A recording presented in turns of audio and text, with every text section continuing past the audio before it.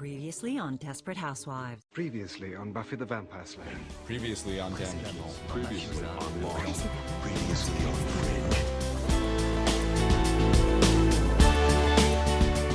Fringe. Bonsoir. Aujourd'hui, dans Précédemment, je reçois Sacha, alias Autre Désir sur Instagram.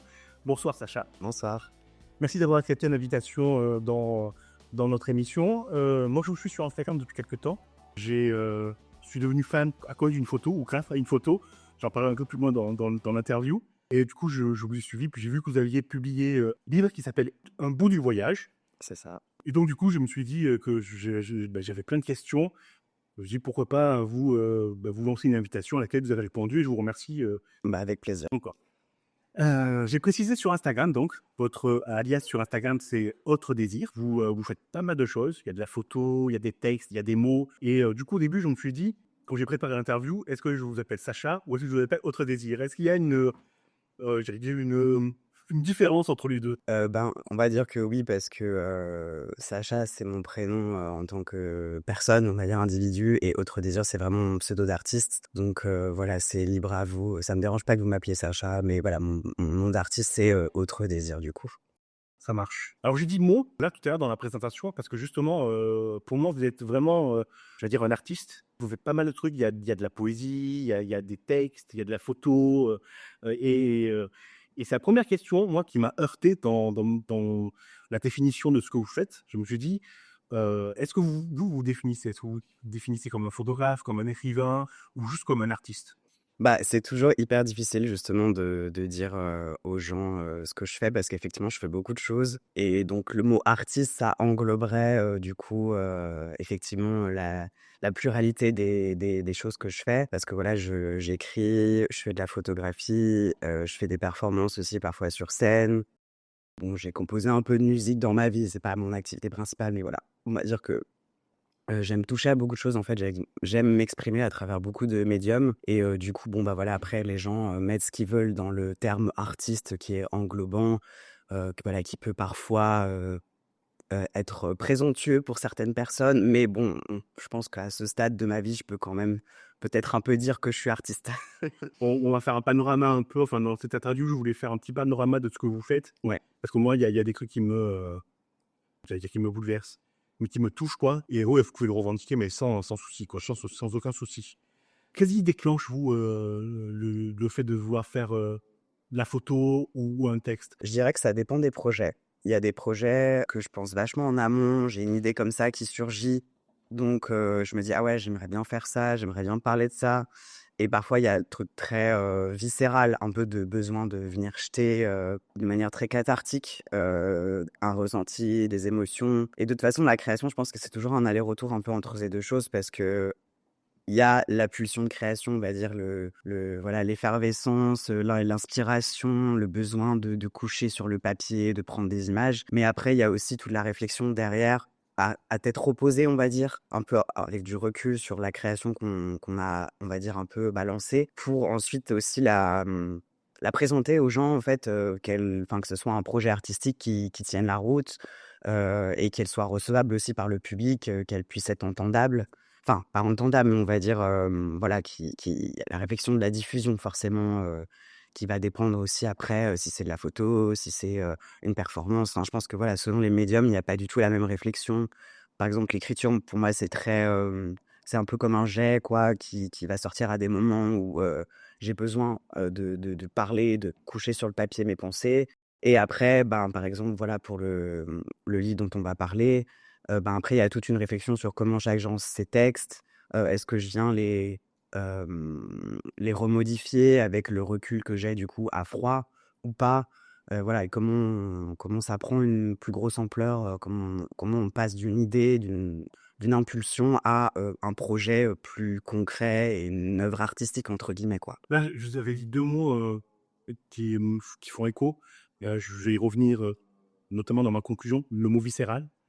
Comment je relie avec l'instinct. Ouais. Donc, il y a ça dans votre art. C'est qu'on est vraiment sur une sorte d'instinct. Ça se transparaît dans les photos. Moi, je trouve que vos photos, elles sont plus que des autoportraits ou des photos d'artistes. C'est vraiment des photos d'atmosphère. C'est un petit teaser. Et vous avez dit un autre mot. Vous avez parlé de projet. Alors du coup, est-ce que ça veut dire que vous entendez votre art et votre pratique sous la forme de projet? C'est-à-dire que vous avez d'abord une idée ou est-ce que le choix il est un peu moins facile que ce que je viens de dire? Non, je pense qu'en fait, comme je disais tout à l'heure, va vraiment dépendre. C'est vrai que c'est toujours difficile de définir parce que voilà, il y a des gens qui parlent de projet, il y a des gens qui parlent d'œuvres. C'est toujours difficile, je trouve, de délimiter un petit peu voilà, où s'arrête un projet, où est-ce qu'il commence, une œuvre, où est-ce qu'elle commence aussi. Mais je pense que ça va vraiment dépendre des moi, je pense que j'ai quand même une façon de fonctionner qui est un petit peu, au goutte à goutte, enfin, si je puis dire. J'ai l'impression de fonctionner vachement sur l'accumulation, de choses. Par exemple, mes autoportraits, au départ, je me suis pas dit: «Je vais réaliser une série de 66 autoportraits, sur le genre». Je me suis pas du tout dit ça. En fait, je fonctionne beaucoup par tâtonnement et par expérimentation et ensuite, après, je prends du recul pour me dire: «OK, là, j'ai tout ça de matière. Qu'est-ce que je fais avec?» en fait et l'œuvre, elle émerge un peu aussi d'elle-même par l'accumulation et je pense qu'il y a un peu la même chose dans mon livre, c'est que j'ai accumulé plein de textes et ensuite, qu'est-ce que mis bout à bout, tous ces textes ensemble, vont créer et vont créer quelque chose de beaucoup plus riche que, si je prends, voilà, une partie, au compte-gouttes, on va dire, de ce que je fais et dans la photo, ben, c'est un peu pareil. J'ai l'impression que je fonctionne un peu pareil, que je c'est pas forcément quelque chose de volontaire de ma part, mais du coup, je constate ça sur mon travail sur les plusieurs années, du coup, depuis que je crée, et j'ai remarqué ça, en fait. C'est qu'on peut pas juste aller piocher juste une image ou un texte pour, forcément, être représentatif de c'est pas représentatif de ce que je fais, c'est par l'ensemble, en fait, c'est par la sérialité aussi, je pense dans mon travail que ça a du sens. OK, j'avais pas vu ça, comme ça. Ouais. Vous Voilà. l'avez vu comment? Bah, en fait, j'avais vu ça, comme, j'avais pas vu le recul, en fait. Mmh. Moi, je voyais ça comme j'ai dit tout à l'heure, un truc, instinctif et j'avais pas vu le travail de recul qu'il y a sur le choix des photos pour faire une œuvre. Je suis resté bloqué sur le côté viscéral, moi, sur le Ouais. côté instant que j'ai cru voir dans les Bah, éditions, quoi. il y a ça, hein, parce que c'est, il y a de l'ordre du enfin, il y a quelque chose de l'ordre de la viscéralité sur certaines, images. Bah, par exemple, il y a des images que je fais où, parce que je pense que vous pensez, on pense à la même image, où il y a, un texte écrit, c'est une photo en noir et blanc, où il y a du texte et effectivement ça, voilà, on va dire c'est un visuel, c'est pas une série ou un ensemble, c'est vraiment un visuel que j'ai fait de manière très instinctive parce qu'il fallait que je sorte des choses.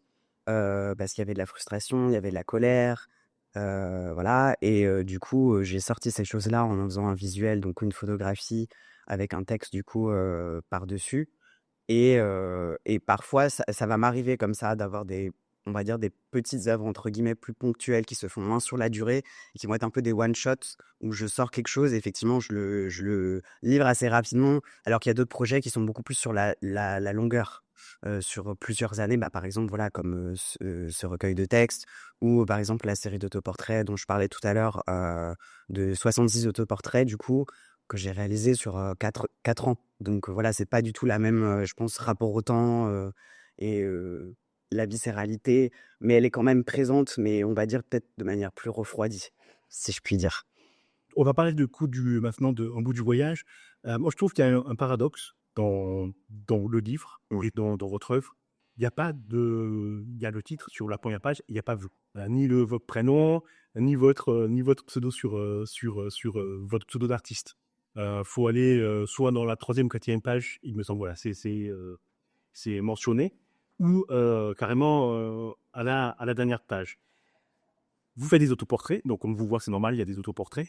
Et je trouve paradoxal parce que toute votre œuvre, moi, je la vois comme une revendication. Je suis qui je suis. Et de temps en temps, j'ai l'impression que vous cherchez à vous effacer. Là, en fait, je viens de me rendre compte, j'ai pas pensé, en fait, tout simplement parce que je pense que comme je suis sur l'image et du coup, je pense que j'ai même pas pensé. Enfin, vous voyez, je suis intellectualisé maintenant, je dis: «Mais oui, c'est vrai, il y a pas mon nom». Ouais, effectivement. D'accord, c'est inconscient. Ouais, là, c'est pour le coup, c'est vraiment inconscient, ouais. Oui, je vais citer les premiers mots comment j'appelle. Vous dites un zine. Oui, parce que c'est vrai que on n'a pas enfin, c'est pas un format, En fait, il est un peu à cheval, c'est ça, c'est que c'est un mi-chemin entre le recueil de textes et le fanzine. Le fanzine, on emploie ça pour tout ce qui est diffusé un peu de manière, on va dire, par les circuits non officiels, justement, quand on n'est pas publié, quand c'est l'autopublication. Voilà, c'est la culture de produire des petits magazines, des petits écrits, des collages, enfin, ça vient du punk. Donc, c'est autoproduit, c'est fait avec une imprimante, voilà, c'est souvent cheap, entre guillemets. Il y a peu de moyens qui sont mis en œuvre. Après, voilà, il y a toute une culture, parce que moi, je viens du design graphique, en fait, de base. Donc, j'ai un attrait pour tout ce qui est graphisme, papier, édition, petite édition. Donc, c'est aussi ça ces compétences-là qui me permettent aussi de réaliser un ouvrage comme ça et d'autoproduire mes textes, de les éditer. Ben, je vais déjà citer les premiers mots. Vous commencez journal, documentation, des pensées en vrac, des doutes, de l'euphorie, des désirs, de la colère, de la vie, etc. Moi, là, il y a un mot qui m'a popé tout de suite quand j'ai lu, c'est la colère. Et quand j'ai commencé à lire, je me suis dit, ah oui, il y a de la colère. Comme je dis tout à l'heure, il y a une écriture quand même assez coup de poing. Et en fait, quand je suis arrivé au bout du livre et que j'ai relu certains passages, je me suis dit qu'il n'y avait pas de colère dedans. Il y avait de la violence, mais pas la vôtre, celle des autres, celle des institutions, du regard de l'autre, du milieu professionnel envers vous, cette violence-là, qui est... on peut rien faire contre, pour le moment, hélas, à part la dénoncer. C'est ça. Mais j'ai vu aussi qu'il y avait une vraie joie d'être et de produire. J'ai cité deux phrases. Refaire la sale gueule du monde en transcendant nos existences avec une rage et une joie incandescentes. Donc ça, c'est la fin d'un paragraphe. Mais il est certain que j'avais quitté mon statut de petite meuf et que j'y prenais mon pied. Et je trouve que ces deux phrases, elles m'ont éclairé, moi, sur la joie qu'il y a dans le texte. C'est-à-dire sur le plaisir qu'il y a j'allais dire à être, tout simplement. Je suis très content que vous me dites ça parce que c'est vraiment mon intention première, en fait. Je pense que parce qu'en plus, voilà, ça parle ce recueil de textes parle de transidentité, parce que c'est vrai qu'on l'a pas du tout abordé depuis qu'on a commencé à parler, mais ce recueil de textes-là parle de transidentité et en fait, ce sujet-là est malheureusement trop souvent présenté de manière négative. Voilà, on a beaucoup de discours autour de la souffrance, etc. Et c'est une vérité, mais en fait, la souffrance, elle ne vient pas de l'individu, elle vient, comme vous le disiez tout à l'heure, de la société et du monde extérieur qui nous assigne, qui nous restreint, qui nous empêche d'exister, qui nous empêche d'être.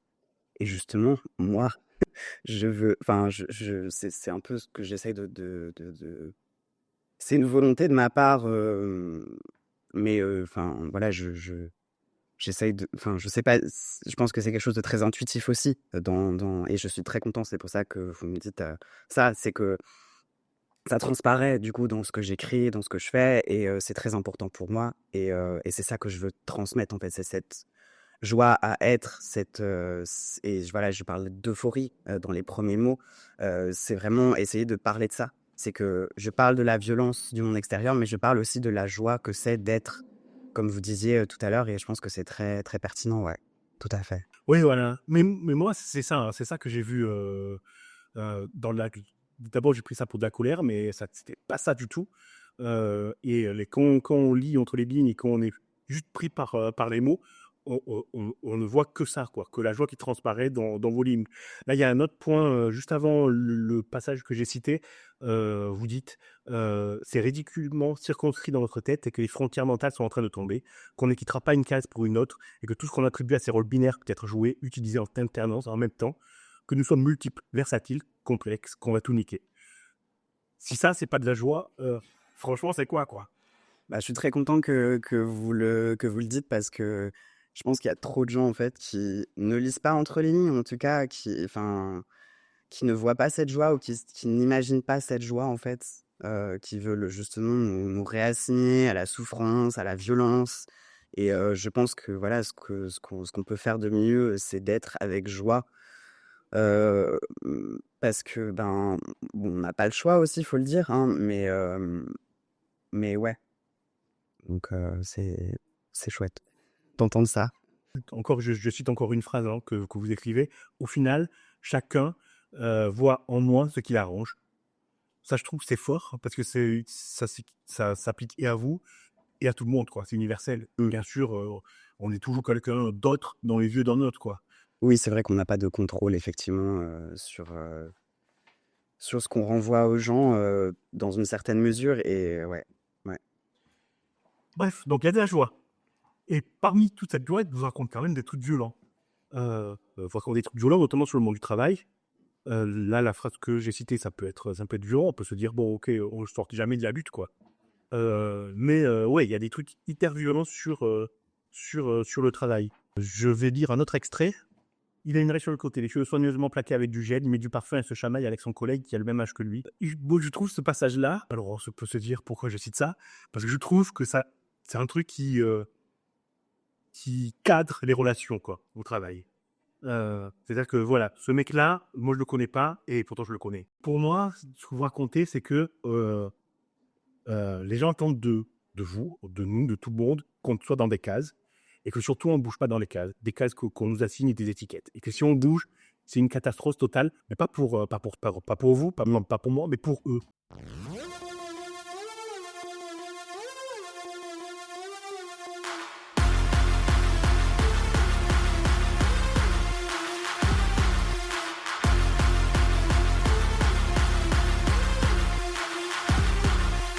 Laisse ce qui me retient, délaisse. Rien ne t'appartient, détache ce lien qui lentement se resserre. Notre vie t'indiffère, on ne se ressemble en rien. Nos rêves ne sont pas les tiens, si tu restes, tu vas manquer d'air.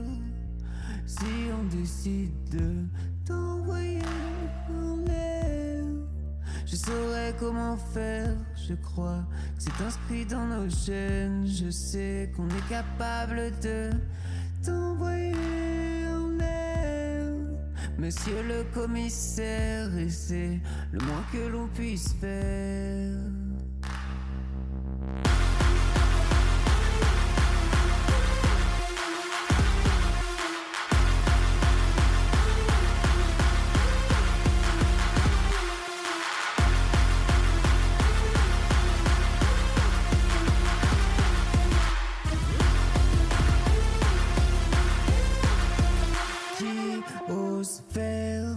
Le pas de l'évolution. Je veux seulement des visages et des corps en ébullition, pour enfin changer d'air dans une autre dimension. Venez assister ensemble au réveil d'une génération qui veut seulement t'envoyer en l'air.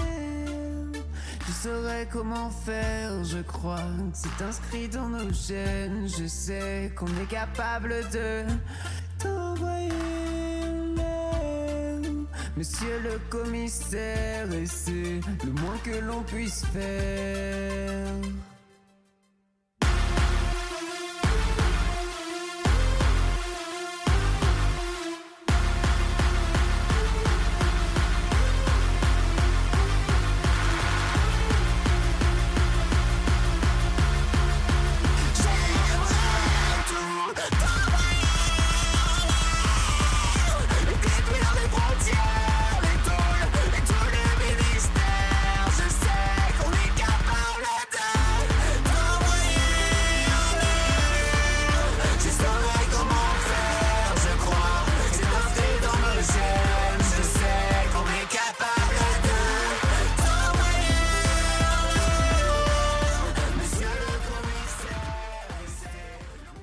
Pour revenir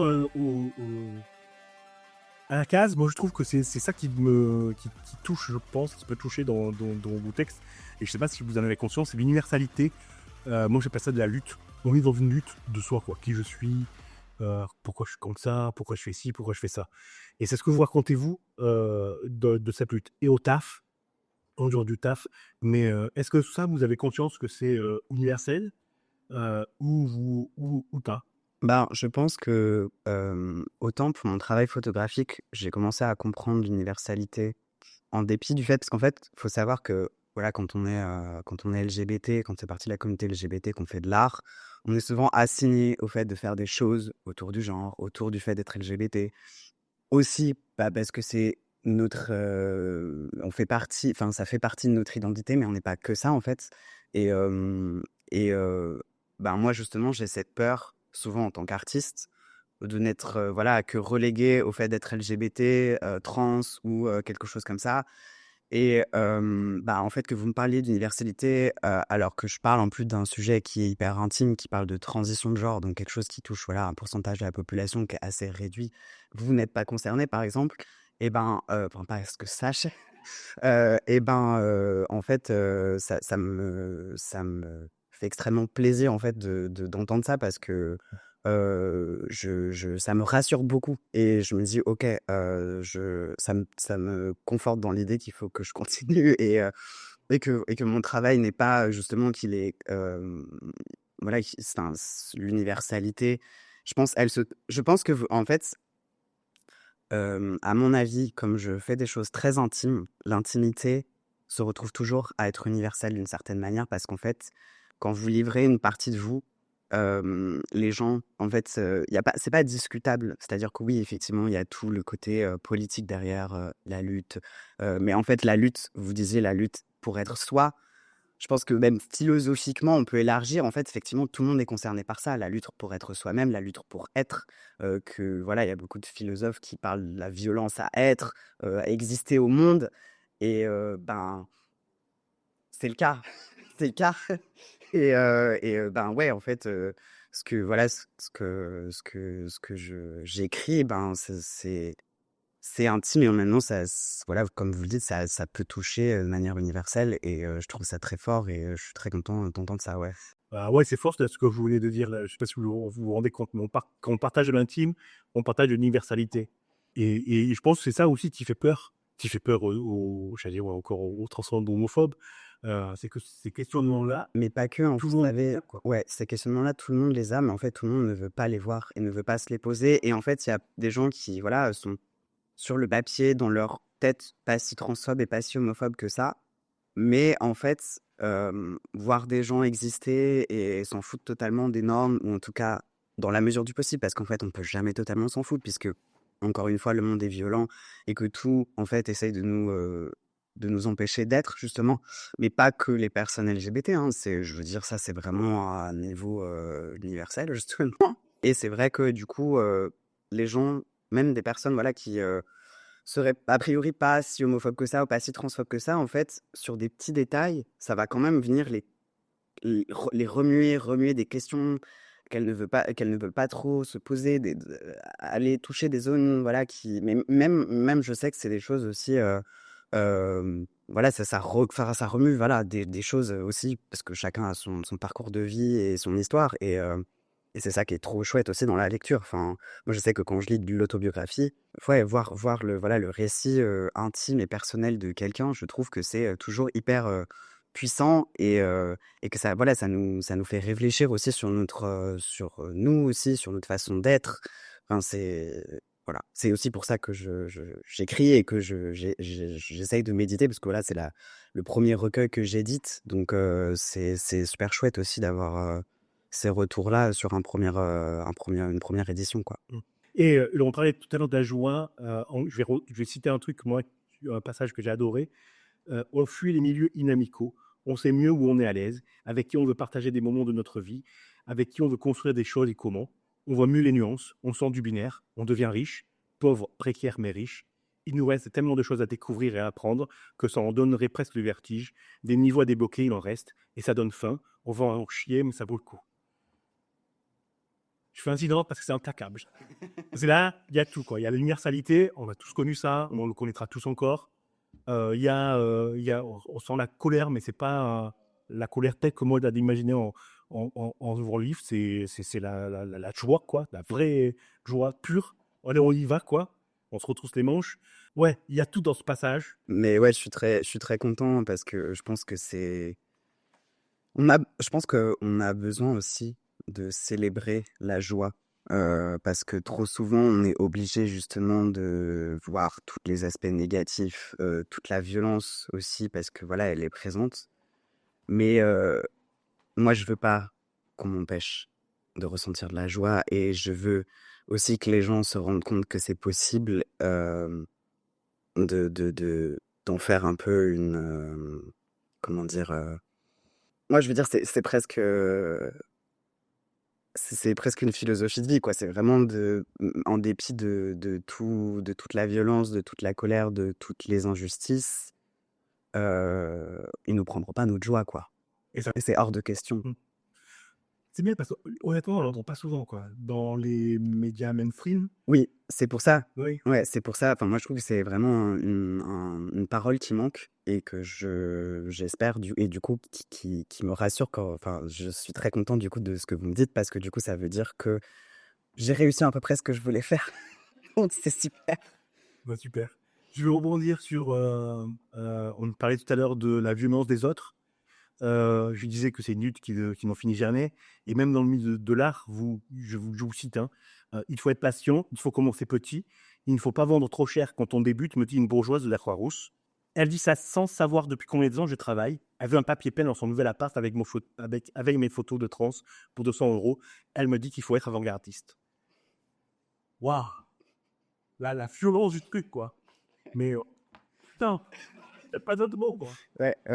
Bah, c'est pour ça que je l'ai mis cet extrait parce que en fait, c'est que ça en fait. C'est tout le temps de la violence de classe, la violence institutionnelle en fait qu'on nous renvoie. Mais en fait, les gens comprennent pas souvent que moi, je suis quelqu'un. Voilà, vous l'avez dit tout à l'heure, c'est très cru. Enfin, je sais plus ce que vous avez employé comme terme pour décrire mon écriture, mais voilà, c'est coup de poing.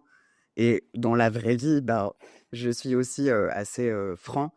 Et je mâche pas mes mots, mais je veux dire, il y a jamais, jamais d'insultes, il y a jamais mais voilà, c'est tranché et j'ai l'impression que les gens, pensent que quand on parle de façon tranchée, c'est violent, heu, mais en fait, la violence, voilà, elle vient, par exemple, de personnes comme ça, voilà, qui, en fait, se rendent même pas compte de ce que juste quelque chose de très très innocent, de leur côté, en fait, c'est une vraie violence, pour, toutes les personnes, voilà, qui sont en position de précarité, de minorité et et voilà, venir toujours ce discours de venir, dire, aux personnes minorisées, qu'elles sont trop violentes, qu'elles sont trop cash, qu'elles ne prennent pas de pincettes. C'est pour moi, voilà, vraiment, quelque chose qui est, la vraie violence, en fait, elle est du côté de la personne qui a les privilèges et qui a la la la position de domination, en fait et ça va vraiment dépendre, du coup, des situations mais en général, voilà, ben, dans ce cas précis, c'est et c'est vrai que le monde de l'art n'est fait que de ça et que c'est, mais en fait, le monde du travail en général, enfin, mais en tout cas, l'art d'autant plus parce que, moi, je trouve qu'il y a en tout cas, pour avoir comme j'ai fait des études d'art appliqué, j'ai été assez vite un peu dans le milieu, artistique et entre guillemets et en fait, le commencement, c'est l'école. La première violence, c'est l'école. C'est l'école qui nous dit: «Ça, c'est légitime, ça ne l'est pas. Tu n'es pas assez bon pour faire ci, tu n'es pas assez bon pour faire ça. Va ici, va là-bas. Tu peux prétendre à ceci, mais pas à cela». Elle commence hyper tôt, en fait, la violence et on l'intègre aussi beaucoup, en tant que jeune, très tôt, en fait, dans notre vie et bon, c'est pas la première violence. Je dis: «C'est la première violence», mais c'est pas vraiment la première violence, mais voilà, enfin, vous voyez ce que je veux dire? Institutionnel, on va dire. Voilà. Mais il y a aussi une volonté d'étoffer là-dedans, hein. C'est-à-dire que vous sortez des cases, il faut qu'on vous y remette. Donc le parler franc, c'est pas acceptable non plus. C'est ça. Ça devenait tout d'un coup violent parce que je vous mettais un pied en dehors de la ligne qu'on vous a. C'est ça et même dans le milieu artistique et même de la part de pairs, j'ai envie de dire, PAIRE, je me fais réassigner justement enfin, on veut me ramener à cette position justement, de respectabilité, de, parler avec, voilà, beaucoup plus de pincettes, de di et voilà et en fait, ben, c'est une position pour moi qui est, vraiment, ben, bourgeoise, hein, faut le dire, hein, de vouloir toujours réassigner les gens, à leur, voilà, de les empêcher juste d'exprimer les choses comme ils entendent l'exprimer Et voilà, c'est vraiment le discours classique, quoi, qu'on va faire aux personnes minorisées, que ce soit les personnes, racisées, ou les personnes LGBT. Enfin, c'est toujours ou même les personnes prolétaires justement, voilà, on voit aussi dans les médias, dès que, voilà, un prolétaire s'exprime, on va venir le sermonner sur, sa façon de s'exprimer et les choses qu'il dit. On se concentre sur la forme plutôt que sur le fond.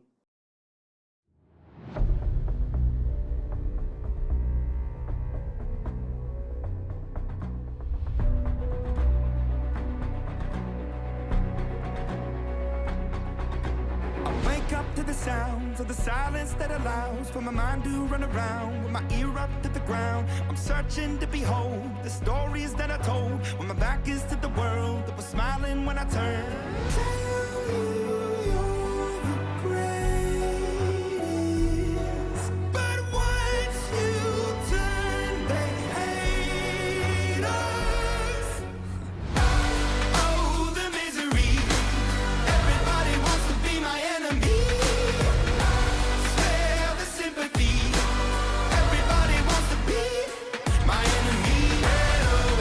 I swear I'll never be a sad away. My enemy. I swear I'll never be a sad. Look out for yourself. But I'm ready. Your words up on the wall as you're praying for my phone, and the laughter in the halls and the names that I've been called. I stack it in my mind and I'm waiting for the time when I show you what it's like to be worse fit in a mind. Tell you you're the greatest, but once you turn, they hate us. Oh, the misery. Everybody wants to be my enemy.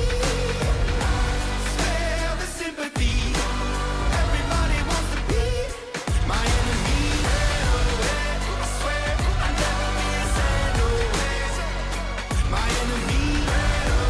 I swear I'll never be a sad. Look, okay, I'm hoping that somebody pray for me. I'm praying that somebody hope for me. I'm staying where nobody supposed to be. Posted, being a wreck of emotions. Ready to go whenever you let me know. The road is long, so put the pedal into the flow. The enemy on my trail, my energy unavailable. I'ma tell him I still away go. They wanna fly on my drive to the top. I've been out of shape, taking out the box. I'm an astronaut. I blasted off the planet rock that caused catastrophe, and it matters more because I had it. Now I had I thought about wreaking havoc on an opposition. Kinda shocking, they want a static with precision. I'm automatic quarterback. I ain't talking second packet. Pack it up on panic. Batter up. Who the baddest? It don't matter because we is your Everybody wants to be my enemy. Spare the sympathy. Everybody wants to be my enemy. Oh, the misery. Everybody wants to be my enemy. Spare the sympathy. Everybody wants to be my enemy. I swear I'll never be a sad away. My enemy. I swear I'll never be a sad away.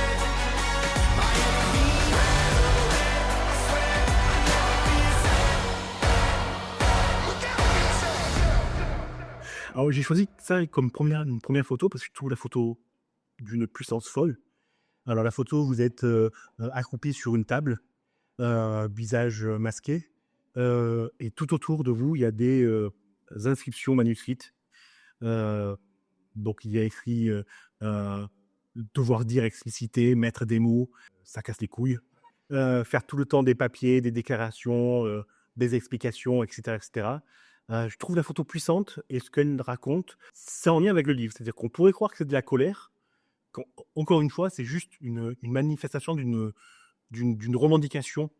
Et moi, j'y mets encore un peu de joie quoi, là-dedans, derrière cette photo.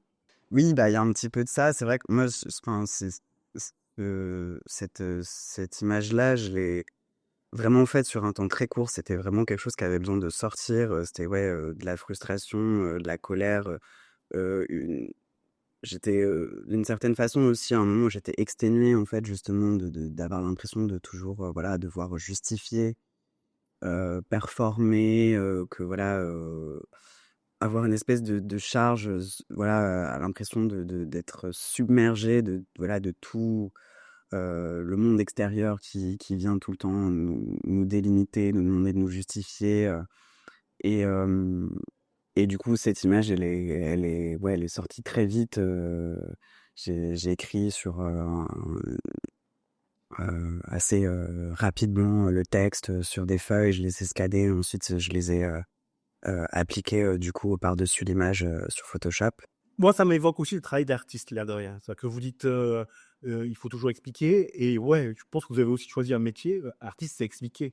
C'est même quand bon, pour moi, quand on n'arrive pas à exprimer un truc, on fait de l'art. Ouais, pour mieux le faire comprendre. C'est comme ça que je vois les choses. Et du coup, ça ouvre la porte à vos explications.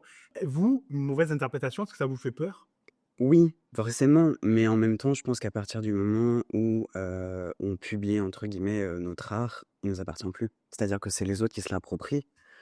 Et du coup, ben, c'est aussi justement ce qui est chouette dans l'art, c'est que les gens peuvent se réapproprier ce qu'on fait. Ça peut leur parler. Tout à l'heure, vous parliez d'universalité. Et ben, on est là-dedans, quoi. C'est-à-dire que l'art, ça peut toucher de plein de façons. Et après, voilà, je pense qu'il y a des gens qui sont pas du tout touchés par ce que je fais et à qui ça ne parlera pas du tout parce que de toute façon, c'est universel et en même temps, ça l'est pas. C'est-à-dire que il y a des gens, voilà, qui vont être directement rebutés par l'aspect coup de poing dont vous parlez parce que oh là là, c'est trop violent ou que sais-je. Mais parce que voilà, on vient pas tous et toutes du même endroit et bah forcément, voilà, chacun va recevoir ça de manière différente. Mais du coup, moi, je trouve ça chouette, ben, quand même que vous ayez réussi à voir toutes ces choses-là dans mon travail et ça me rassure sur le fait que, ben, c'est quand même, ça se voit et que ça transpire et que du coup, bon, la mauvaise interprétation, peut-être, elle arrive bien sûr qu'elle arrivera mais que peut-être pas trop. Peut-être que c'est suffisamment justement, transparent, coup de poing pour que ça soit pas mal interprété. Je sais pas. J'aimerais, mais je sais très bien que voilà, il y a certaines personnes, potentiellement qui tomberaient sur mon travail et qui l'interpréteraient peut-être d'une très mauvaise manière ou qui verraient pas du tout ce que vous voyez, je ne sais pas, mais voilà, on parle tous d'un endroit et chacun a son histoire, donc c'est normal. J'ai choisi une deuxième photo. C'est une photo dans laquelle vous portez un fusil. Fusil de chasse, ouais, Merci. probablement. Un fusil de chasse. Vous portez aussi la robe de votre grand-mère. Ouais. La robe de mariée, je précise. C'est une photo toute simple. J'ai pas les mots pour décrire ce que me fait ressentir cette photo. Elle est encore une fois, elle est puissante, mais d'une autre puissance que celle dont j'ai parlé tout à l'heure. On voit l'histoire, quoi, dans la photo. On voit la continuation. Je vais pas vous demander plus d'infos, sauf si vous voulez ajouter quelque chose. Ben, je sais pas, oui, parce que les auditeurs sont pas sous les yeux, mais du coup, il y a, voilà, c'est en fait une image où j'ai repris aussi le béret qui appartenait à mon grand-père et les boucles d'oreilles, du coup, et la robe de mariée de ma grand-mère, et du coup, la carabine. Bah, en fait, ça a été, c'est arrivé justement après le deuil de ma grand-mère. Où on a dû justement fouiller et trier toutes leurs affaires en fait. Du coup, bah, moi j'ai retrouvé ces objets et en fait c'était, enfin je sais pas si ça vous voulez en parler, mais enfin que je détaille un petit peu justement le derrière de ces images, mais voilà, c'était des personnes au final que j'ai très peu connues et c'était une façon justement de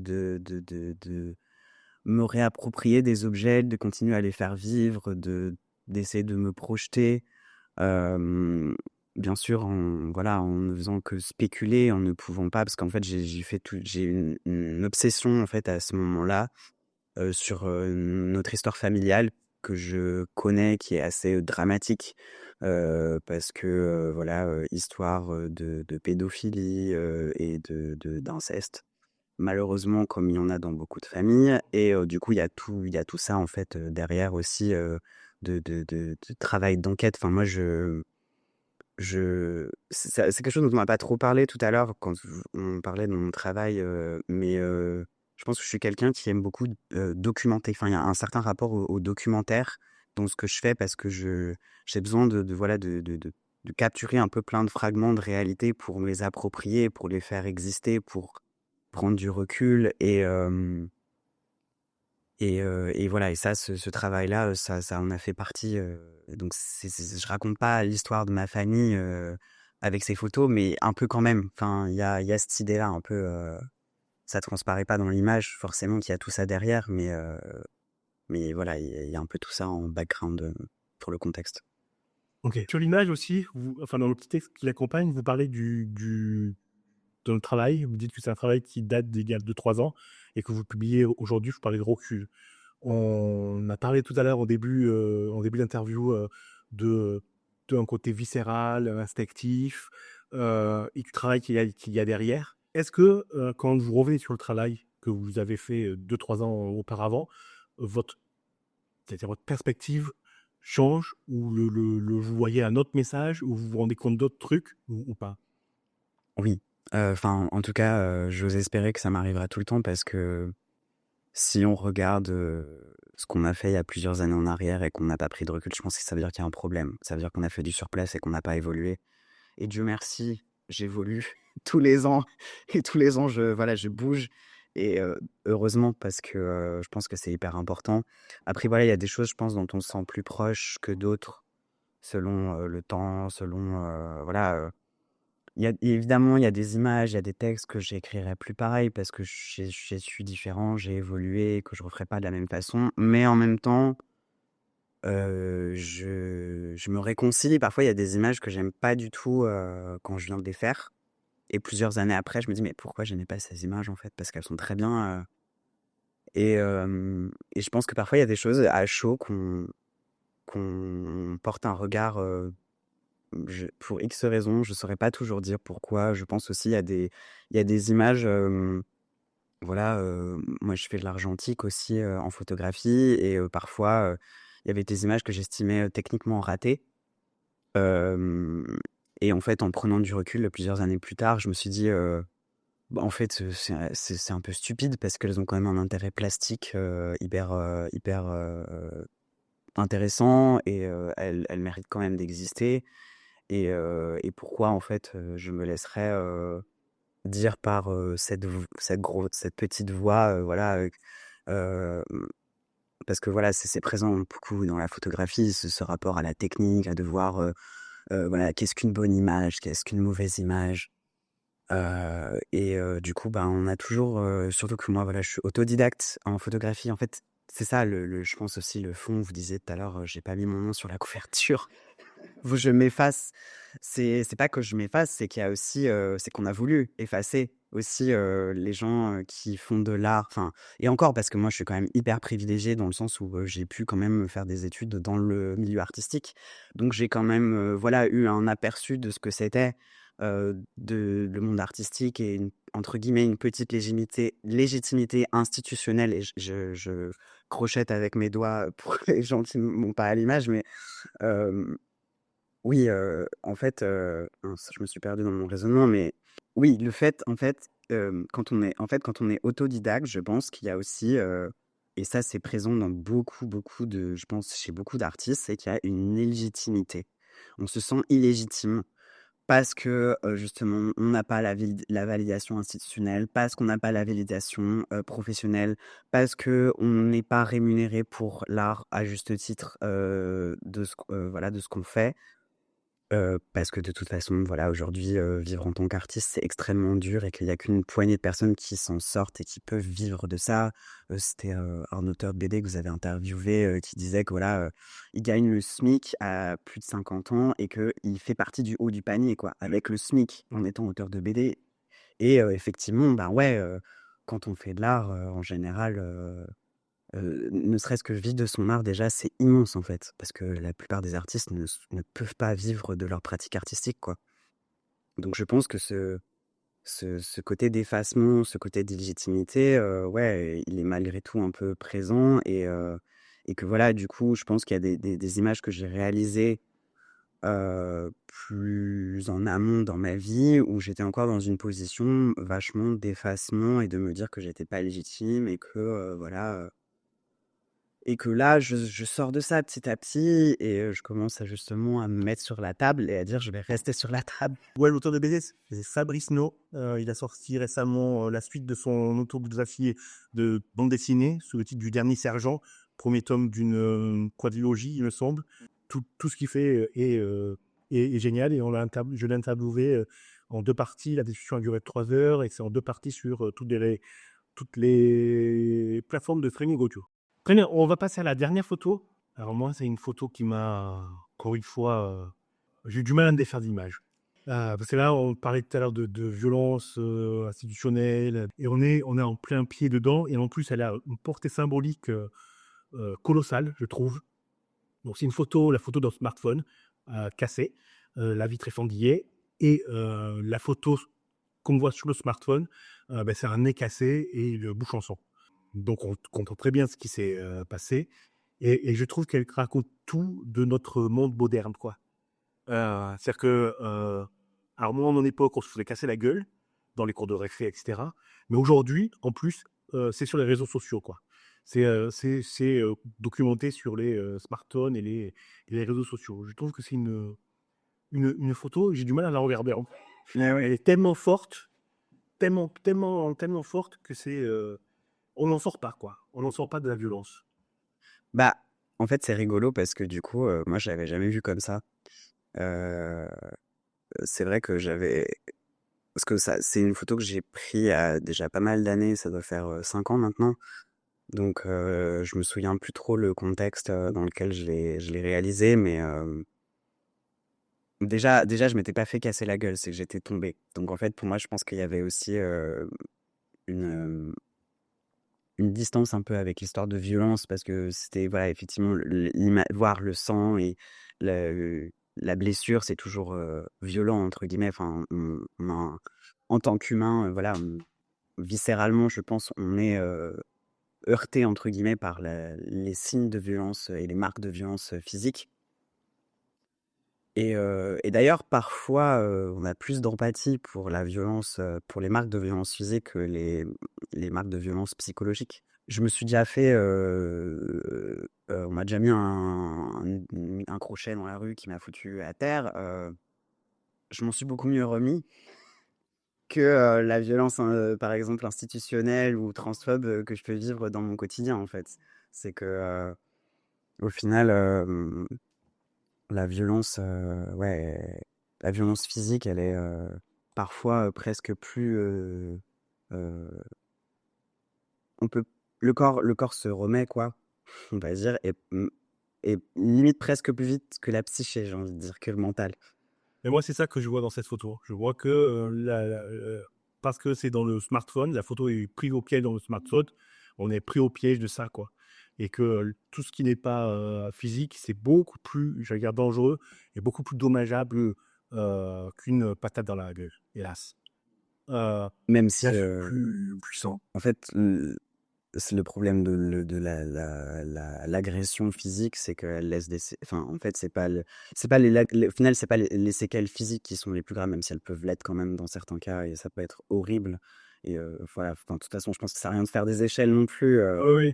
De toute façon, c'est très grave dans les deux cas, mais disons que voilà, il y a certaines blessures physiques dont on va se remettre assez rapidement, mais en fait, c'est toutes les séquelles psychologiques qu'elles vont laisser, en fait. Et c'est ça le plus dur, en fait. Oui, ça détruit quoi qu'il arrive, C'est ça. à tous les niveaux. Vous voyez, là, c'est un bel exemple, je mets belle entre guillemets, de mauvaise interprétation. Pour moi, c'était une agression, point. Ça peut pas être autre chose d'avoir le nez en sang, c'est une agression.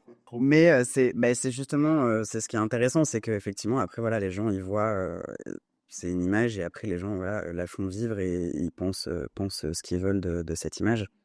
Oui, non, mais ça, de toute façon, je pense que c'est inévitable parce que, ben voilà, en fait, la façon aussi dont les gens réagissent à notre art, ça en dit plus sur eux que sur nous, en fait. Grave. Parce qu'en fait, nous, on délivre quelque chose, voilà, on va délivrer quelque chose, et après, la personne, elle le reçoit aussi, encore une fois, à son endroit, et la façon dont elle va réagir, ça appartient à son histoire à elle et plus à notre histoire à nous.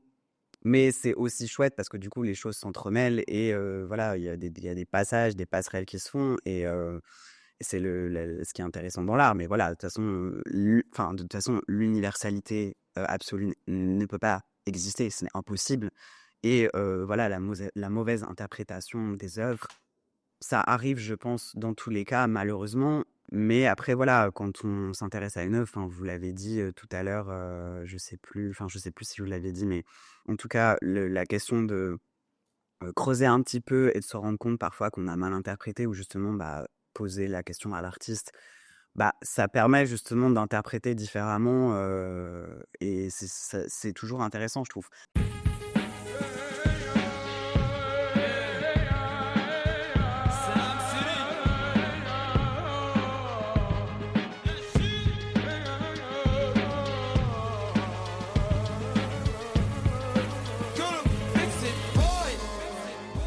انا مش شايف فيكم حد، انتوا عيال عايشين على الحق. كل الناس عارفاكوا على القد، كل الناس عارفه اني غشيم. عمري في يوم ما احتجت لحد، مش تفخيم والله بجد. واقف وسط الكل اسد، ما تربتش ان ابقى لئيم. في التنفيذ عندي سوايع، انا عنب يسطا المرية. وسط حروبي بضرب بازي، وسط بلادي بكتب لي تاريخ. حبيبي بابا حضرنا جينا عصابة، عشنا بساطة، هتنجح لو في إرادة. ما احتجتش حتى ناس انت في سيالون، ارقام بترن بتزن على التليفون. حبوني لما وصلت تلونهم بتلون، كورتك تيجي عارضة كورتك تيجي جون. سكوت سكوت سكوت سكوت، جت الملوك ملوك ملوك. مفيش هروب هروب هروب من الأسود من الأسود. احنا مش بنبيع كلام، احنا ناس دغري وتمام. مشاغلنا من اللي قال الحقود ملهوش مكان. تنكشني تشوف جنان وتتلم الجيران. ربك اداني حكمة في اللسان، اكلكم بالكلام. ينزغش جاي من السلام، اخوك ملهوش امان. انا عالمظبوط تمام، فما تقوليش امان. انا دايس وفايز، كسبت كل الجوايز، حطيت السم الفزايز، شربت كل اللي عايز. انا عايز زي ما انا عايز اميز، عايزك تفهمني وتميز وتشوف الصح ده كويس. شوف شوف شوف كنا فين وبقينا الوقت فين. ياللي نسيتوني في يومينكم انا هنساكم سنين. كتر خير الظروف اللي تخلينا اشوف ناس حبيتها بامانه، وناس تانية ما يتشافوش. لما جيت الكل طار، غصب عني انا انفجار. صعب اشوفك في الفضاء، لو جيت اعمل معاك حوار. ابعد عني عشان غبي، كهراوي وجبك من الاجنبي. كوكبكوا يا اسطى غير كوكبي، بتقولي واحده سوق تطار. انا جامد انا جامد انا شيك، لو معاك فلوس عربيه بتمشيك. معروف يا زميلي ما تصاحبش الا فيك، لو بتفهم في الاصول انا فيك نشتريك. تبقى فوق ولو يشيب الشعر لون، مكملين لاخر يوم. اصل النجاح ده صعب مش محتاج للنوم.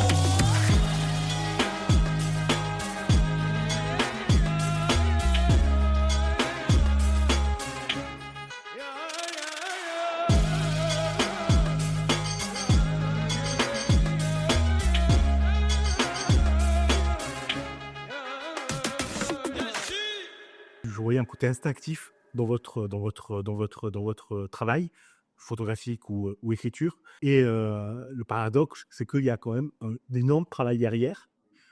Et où vient le temps que vous prenez pour choisir les photos ou pour dégager ce que vous avez tout à l'heure appelé un projet ou une œuvre. Et ce côté documentaire. Ouais, c'est le premier mot qui est dans Un bout du voyage, journal documentation, des pensées en vrac. Ouais, et moi, je me dis, il y a un paradoxe, il faut être, et je vous envoie des fleurs, sacrément bon artiste pour montrer ça comme si c'était quelque chose d'instinctif et viscéral, vous l'avez dit tout à l'heure, alors que derrière, il y a un travail de malade. Ouais, Bravo. merci. Mais en fait, ça, je pense que c'est un peu quelque chose. Je pense que je suis pas le seul. Enfin, je pense qu'il y a beaucoup d'artistes et il y a beaucoup j'ai pas le mot là, misconception, d'a priori, je pense, et de la part du public souvent qui a tendance effectivement à oublier, enfin, on a tendance à oublier en fait tout le travail de réflexion qu'il y a derrière des œuvres artistiques en fait. Alors il y a des œuvres qui vont être beaucoup plus entre guillemets «spectaculaires» dans la technique parfois. Et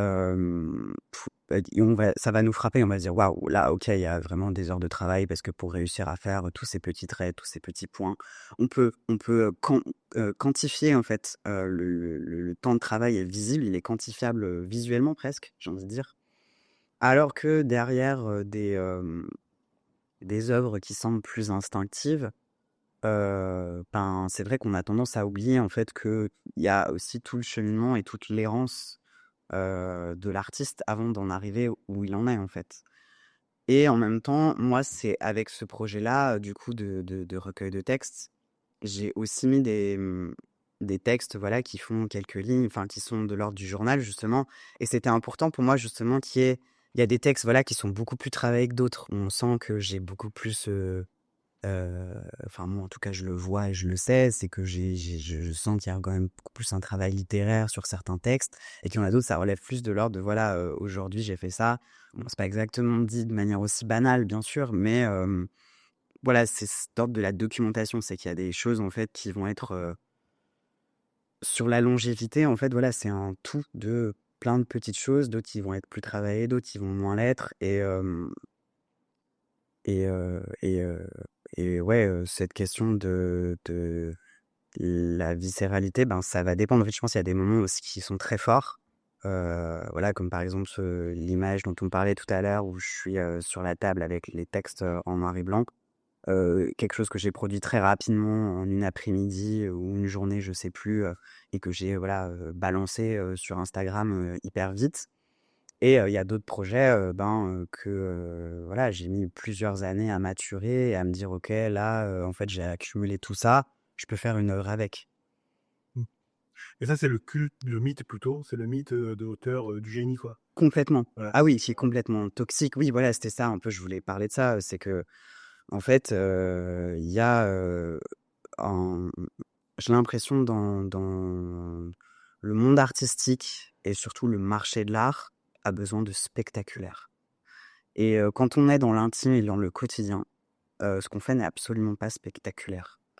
Mais en fait, si, parce qu'en fait, nos vies, elles sont spectaculaires en un sens. Mais comme c'est pas quelque chose, voilà, qui est de l'ordre de l'évidence ou qui va, être dans l'exubérance ou ce genre de choses ou dans la quantité ou les visuellement, et ben, mais ça, on le retrouve, sur les réseaux sociaux, hein. Dès que moi, je sais qu'il y a certains visuels beaucoup plus, voilà, il y a des portraits parfois que je vais faire, d'amis qui sont très simples, dans des contextes, voilà, non spectaculaires et très quotidiens. Je sais qu'ils vont avoir beaucoup moins d'audimat et de «likes» entre guillemets, enfin voilà, que, voilà, de la nudité évidemment ou des choses effectivement, voilà, qui vont être beaucoup plus coup de poing, et marquantes en fait, malheureusement. Encore une fois, je pense malgré tout, une vision un peu bourgeoise de l'art de, vouloir du spectaculaire, tout transcender, et voilà, avoir, peu de considération pour, la vie. La vie, il nous faut autre chose, il faut sortir de moi, je pense que la ville a déjà beaucoup de choses à offrir dans le tous les jours et c'est en ça aussi que je me rapproche aussi un peu de la poésie, je pense et du documentaire et la poésie, pour moi, c'est toujours un peu intriqué. C'est qu'il y a ce truc de poser un regard sur le quotidien, sur ce qu'on traverse, sur, l'ordinaire qui est, assez fort, je pense et où il y a beaucoup de beauté, je trouve et c'est pour ça que je pense que mon travail, tourne beaucoup, autour de l'autobiographie, parce que de toute façon, il y a personne d'autre de mieux placé que nous pour raconter notre histoire, en fait et ouais, ce côté spectaculaire, moi, m'emmerde.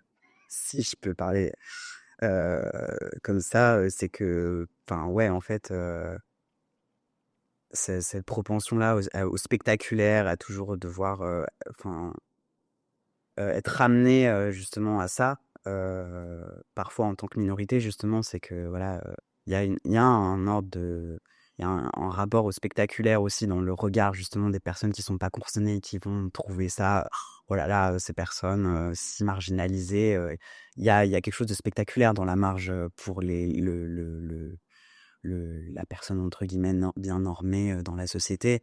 Et du coup, c'est très fétichisant en fait. Mais l'intime, ça devient un spectacle. C'est quand ça devient un spectacle, quand ça devient gênant et dégueulasse. Oui. Ce qui est spectaculaire, c'est que l'intime touche à l'universalité et touche à tout le monde, quoi. Ce que vous dites me touche parce que ça touche aussi à mon histoire personnelle et ça touche, comme je dis tout à l'heure, on est tous passés par ces questions-là, quoi. Évidemment, même si on veut pas le reconnaître, on est tous passés par là, et c'est pour ça aussi, à mon sens, que ça en gêne pas mal. On va terminer comme d'habitude, vous pouvez conseiller ce que vous voulez, un livre, une série, un film, plusieurs trucs, quelque chose qui vous a marqué, ça peut être récent ou pas du tout. Ça va être super dur de choisir que quelques œuvres. Mais du coup, peut-être ce que je peux faire, c'est essayer de recommander aux personnes qui n'ont peut-être pas l'habitude de lire des écrits de personnes en marge, entre guillemets, de s'y intéresser peut-être, recommander aux personnes d'aller chercher des récits justement en dehors des circuits officiels, peut-être dans l'auto-édition. Et voilà, les fanzines, ce genre de choses, parce que on peut y trouver des discours qui sont... Il y a une personne qui m'a acheté mon recueil à un moment, parce que je la voyais dans la boutique, elle feuilletait, et je me disais, est-ce qu'elle va l'acheter, est-ce qu'elle va pas l'acheter? Et elle l'a acheté, et elle m'a dit, c'est le genre de degré d'intimité qu'on ne peut pas trouver en librairie, elle m'a dit. Donc ça m'a fait plaisir, ça m'a touché. Bon, alors je pense qu'en vérité, je pense qu'il y a parfois en librairie des choses de l'ordre de l'intime qui sont similaires aux miennes, hein. Je pense que ça se trouve. Mais ouais, ça m'a interpellé qu'elle m'ait dit ça. Votre recueil, on peut l'avoir par Instagram, vous envoyez un message C'est ça, oui, tout à fait, sur Instagram, donc Autre Désir. Sinon, il est en vente à la librairie Ouvrir l'œil pour l'instant, et j'aimerais bien le diffuser à d'autres endroits, et je vais m'y atteler dans les mois qui viennent. Donc je le diffuserai sur les réseaux sociaux, la disponibilité du coup à venir du recueil. Mais sinon, si vous voulez l'obtenir, du coup, c'est en m'envoyant un message privé sur Instagram. Sur Instagram, @Autre Désir, pour minuscule et pas d'accent. C'est ça. On lira sur nos réseaux les infos de disponibilité. C'est ça. Et j'ai aussi un site internet, mais ce sera mis aussi dans la description, j'imagine. Ouais. Je suis internet et le site quoi? C'est www.autredésir avec un S à autre et à désir.fr. Je vous redis merci encore une fois. Je vous remercie aussi également, c'était un plaisir. Et je vous laisse le mot de la fin, vous pouvez dire ce que vous voulez et lancer la musique, la chanson de fin. J'avais pas prévu celle-là.